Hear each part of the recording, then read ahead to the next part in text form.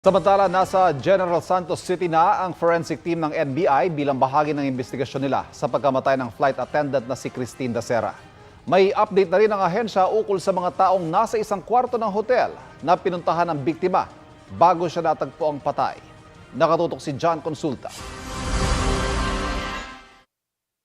Tukoy na ng NBI ang ilang personalidad na nag-check-in sa room 2207, yung kwartong pinuntahan ni Christine Dacera. Isang kwarto lang ang pagitan nito sa room 2209 niya at mga kaibigang flight attendants. Hindi muna pinangalanan ng NBI ang room 2207 occupants, pero kabilang sila sa mga inaanyayahang magbigay ng pahayag kaugnay sa mga nangyari bago namatay si Dacera.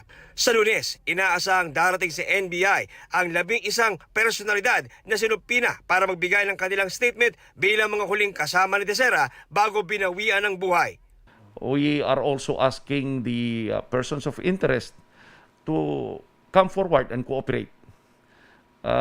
Kung gusto niyo makipagtulungan sa NBI, meron kayong alam, you want to clear your names, you can come here with your lawyer.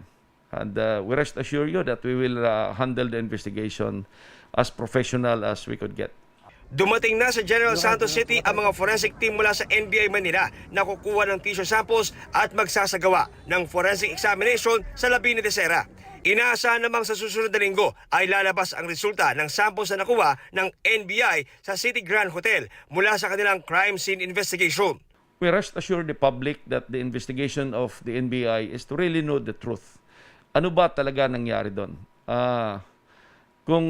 If this will result to criminal prosecution, basta may ebidensya kami, then so be it. Tuloy ang pagpapatupad ng physical distancing sa burol ni Dacera. Naghahanda na ang kanyang mga kaanak para sa paghahatid sa kanyang mga labi sa huling hantungan bukas.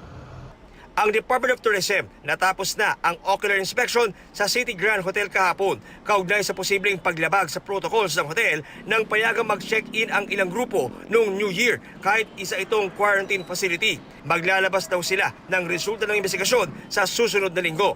Wala pang pahayag ang hotel. John Consulta, Nakatutok, 24 Oras.